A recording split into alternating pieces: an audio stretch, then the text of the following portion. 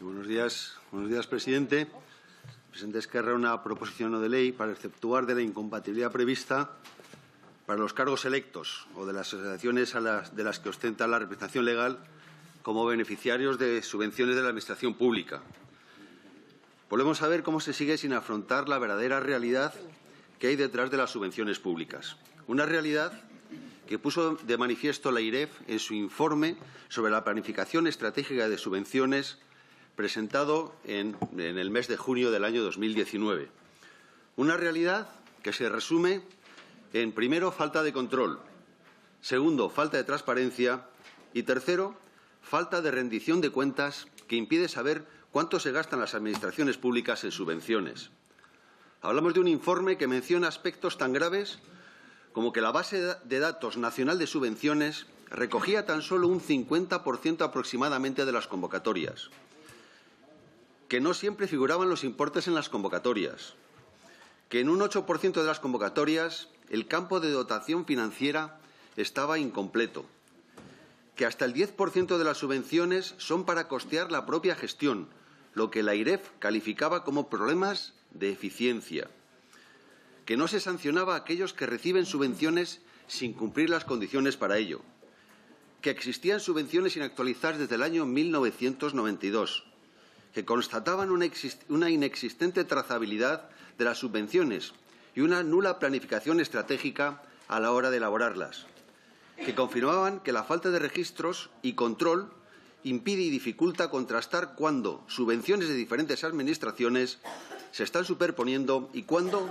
hay vacíos de subvención, que reafirmaban que las conferencias sectoriales habrían fracasado como mecanismo de coordinación entre el Estado y las autonomías en el caso de las subvenciones públicas y que recomendaban la necesidad de simplificar las cargas administrativas. Frente a ello, el sentido común pide, primero, reforzar la justificación del interés público y general en el establecimiento y concesión de subvenciones y ayudas públicas. Segundo, fortalecer el entorno de coordinación interadministrativa debido a la distribución de competencias entre los 3 niveles de administración territorial y garantizar que no existe duplicidad en la concesión. Tercero, desarrollar los principios de eficiencia y eficacia mediante la exigencia de evaluación y rendición de cuentas de la actividad subvencional. Cuarto, reforzar la complementariedad y la exigencia de cofinanciación de las actividades subvencionadas. Y quinto, favorecer la rendición de cuentas a través de la transparencia. Debe existir un modelo que asigne y exija responsabilidades sobre los resultados y el impacto de las políticas públicas. El problema es que Esquerra Republicana de Cataluña, en Esquerra, confunden el interés público con su propio interés y, por ello, no entienden que no se pueden utilizar los fondos públicos para realizar actividades ilegales como llevar a cabo un golpe de Estado y que no se debe pretender que, además, sea un fondo público quien avale sus responsabilidades y evite el embargo de sus bienes. Muchas gracias.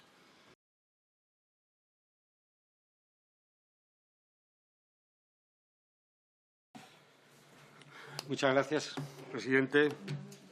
Buenos días, señorías.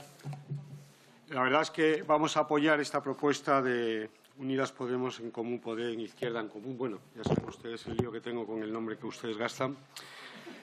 Y sobre todo les agradecemos que se hayan dado cuenta de algo que venimos denunciando, por lo menos este portavoz en la Comisión de Economía, no tanto aquí en la de Hacienda, del digitalismo excluyente que ha sido favorecido por la Administración.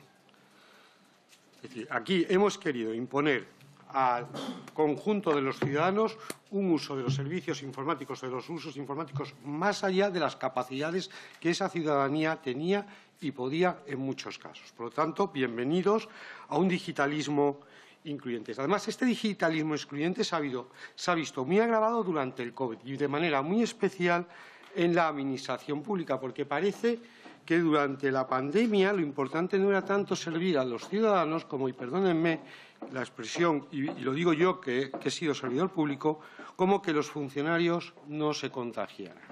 Es decir, en algunos momentos ha sido más importante la salud de los funcionarios que el servicio público que muchos ciudadanos necesitamos. Efectivamente, la iniciativa de Soy mayor, pero no idiota, nos ha demostrado que hay un grupo importante de la población por edad, y otros simplemente por formación base, que será difícil que se puedan adherir con facilidad o en el corto plazo al menos a los servicios telemáticos. Nos parece además adecuado que se intente impulsar que se vuelvan a servicios personalizados en compañías. Pero recordemos que, por ejemplo, las administraciones públicas españolas, en el caso bancario, han facilitado muchísimo la concentración y luego se quejan, claro, lógicamente, de que hay exclusión financiera. Lo mismo nos pasa con otro tipo de compañías, como son las de servicios de suministros, que están dando fuertes problemas a población de elevada edad para poder ponerse en contacto con su proveedor de servicios. Por lo tanto, bienvenidos de nuevo a lo que venimos siempre anticipando en Vox y que poco a poco ustedes se van dando cuenta. Es decir, bien está el digitalismo, pero todas las modificaciones tecnológicas tienen que ir a su ritmo y ustedes no pueden imponer los ritmos porque entonces se generan los problemas que se generan. Lo hemos visto claramente, por ejemplo, en el tema eléctrico. Todo el problema eléctrico es un problema de falta de neutralidad tecnológica. Entonces, bienvenidos a la neutralidad tecnológica y al digitalismo incluyente. Muchas gracias.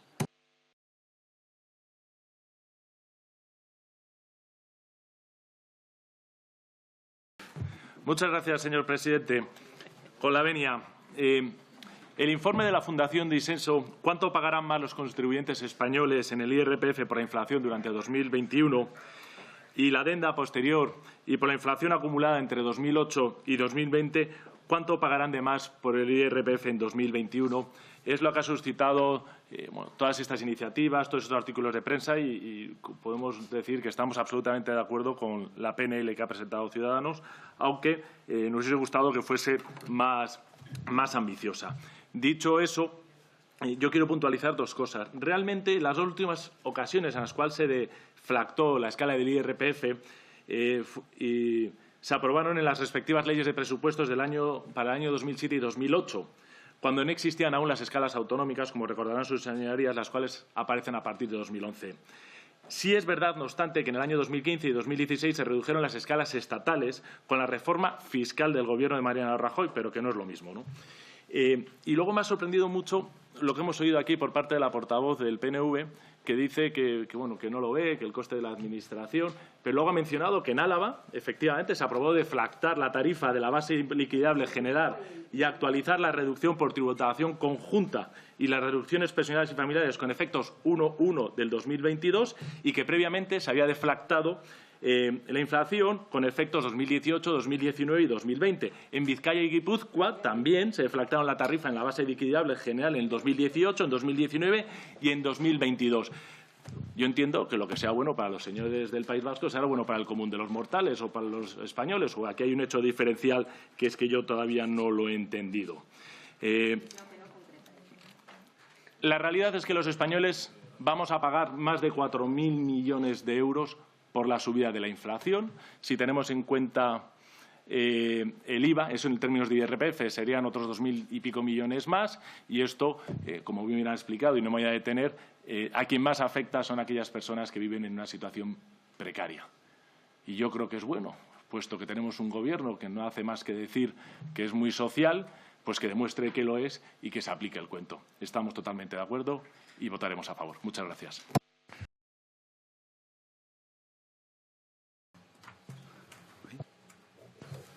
Gracias, señor presidente.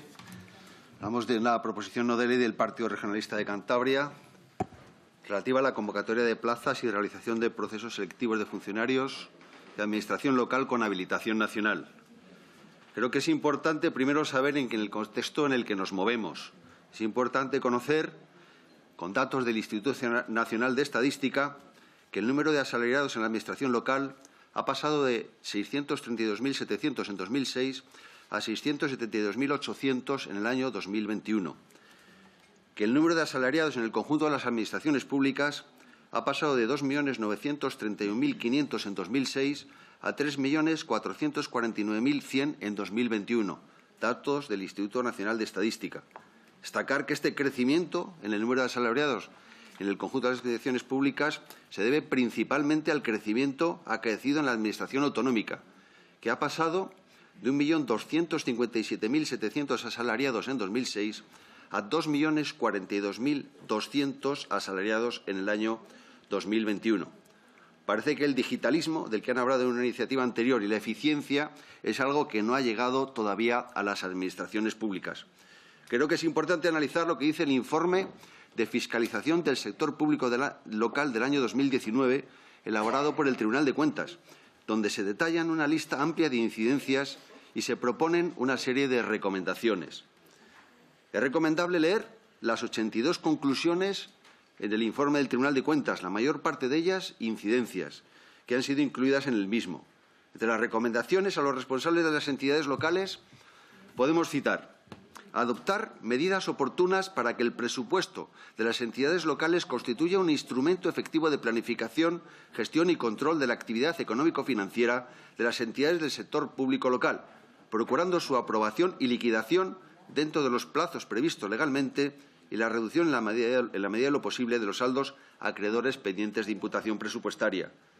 Otra recomendación: continuar en la reorganización del sector público local empresarial, con especial referencia a las entidades instrumentales que se encuentran inactivas o en situación de disolución. Recomendaciones que conviene leer también las dirigidas a los órganos competentes de la Administración General del Estado, como la que dice que debería llevarse a cabo la práctica de la retención de la participación en los tributos del Estado, prevista con carácter potestativo en el artículo 36.1 de la Ley de Economía Sostenible, a aquellas entidades locales que incumplan la obligación de rendir las cuentas generales de manera análoga a lo efectuado por la falta de comunicación de la liquidación del presupuesto. Muchas gracias.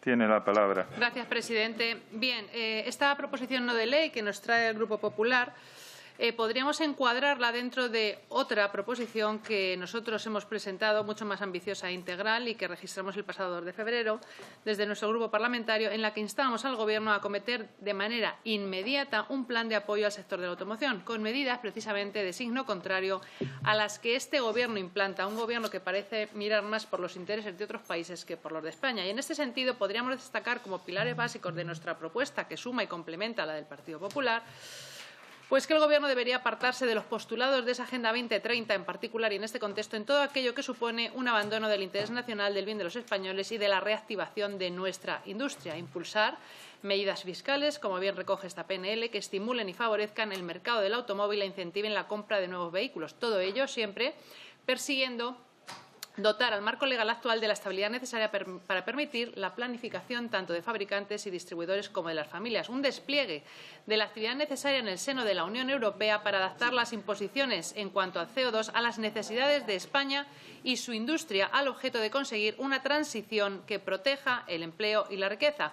Elaboración de planes de ayuda a la adquisición de vehículos configurados en función de la oferta y a la demanda y de las necesidades de la industria de los españoles, que deberán ser gestionados directamente por el Gobierno sin establecer distinciones entre regiones y autonomías.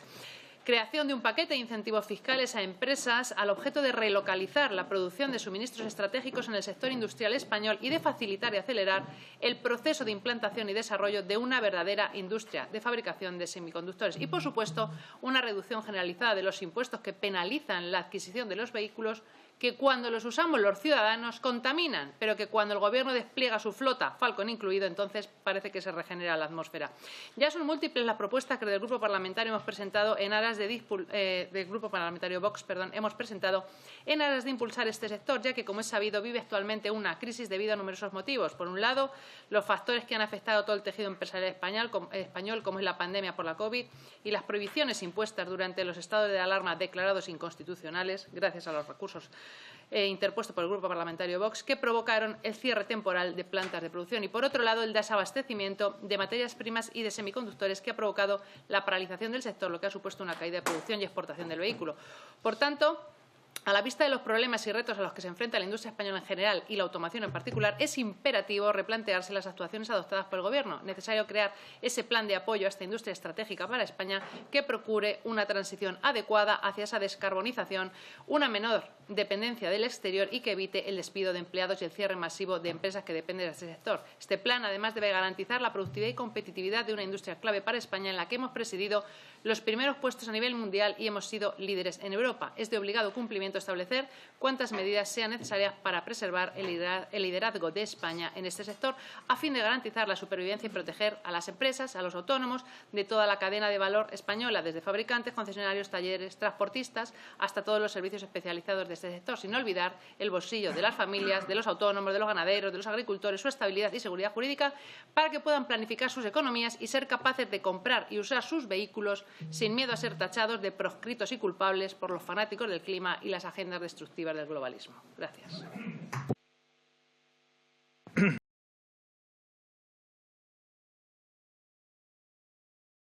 La palabra. A la otra derecha. Bien. Bueno, gracias. Por favor, dejen intervenir a la persona que quiere hacerlo. Muchas gracias, presidente. Vamos a ver, pues parece que tras el tiempo pascual los arrepentidos se van acercando a Vox. Esta mañana ha sido Izquierda Unida, ahora es el PP, que propone una reducción de gasto público superfluo, algo que nosotros ya propusimos en nuestro programa económico en el 2019 y se nos tildó de todo. Hablan ustedes, señores del PP, de ante el posible incremento de los tipos de interés. De verdad, el incremento de los tipos de interés ya se ha producido. Vengo diciéndolo hace muchos meses. Ustedes están pendientes de la política, de lo que es el tipo de intervención del Banco Central Europeo. Los tipos de interés han subido en el entorno de 1,5 puntos ya en lo que va de año. Estamos totalmente de acuerdo con la propuesta del PP, a pesar de todo, lógicamente. Nosotros a los arrepentidos los acogemos. Unidad de mercado, coordinación administrativa y suprimir y reducir organismos y entidades públicas innecesarias. Sin embargo, me ha parecido mucho más sorprendente la actuación del señor Antonio Hurtado, que claramente hoy ha citado a Friedman y al señor Milei, cuando básicamente lo que ha venido a decir es que la inflación es siempre y en todo lugar un fenómeno monetario. Mire, no, la inflación tiene mucho de fenómeno monetario. Yo sé que a usted le viene huyendo, don Antonio Hurtado, para quitarle toda la responsabilidad al Gobierno, pero las políticas fiscales expansivas, y lo podrá usted ver en cualquiera de esos textos, que yo creo que usted no ha salido del Samuelson, las políticas fiscales expansivas de incremento de la demanda agregada son inflacionistas. Efectivamente, otro portavoz del PSOE nos ha recordado que en los pactos de la Moncloa se incrementaron los impuestos. Claro, se incrementaron los impuestos porque lo que se hizo fue política fiscal restrictiva para combatir la inflación. Otra manera de alcanzar política fiscal restrictiva para combatir la inflación es reducir el gasto. Pero sobre todo es que el gasto no se puede defender porque es gasto. El gasto tiene que ser gasto necesario y eficaz. Y lo que se le está poniendo en duda a esta Administración es que su gasto sea necesario y eficaz. ¿De acuerdo? Por lo tanto, ustedes están llamados, les guste o no, a una política fiscal restrictiva antes o después. Ya sé que entonces me va a decir, entonces no habrá que bajar, no se podrá bajar los impuestos, se podrá bajar los impuestos. Lo que no podrán es bajar los impuestos tanto como tienen que reducir el gasto, que es muy distinto, Porque ustedes están instalados en la política en la política fiscal expansiva, que ha requerido, por otro lado, esas políticas monetarias para poderles financiar en un maridaje entre los gobiernos y el Banco Central Europeo, que nos ha llevado a la situación de desastre económico en que está toda Europa. Muchas gracias.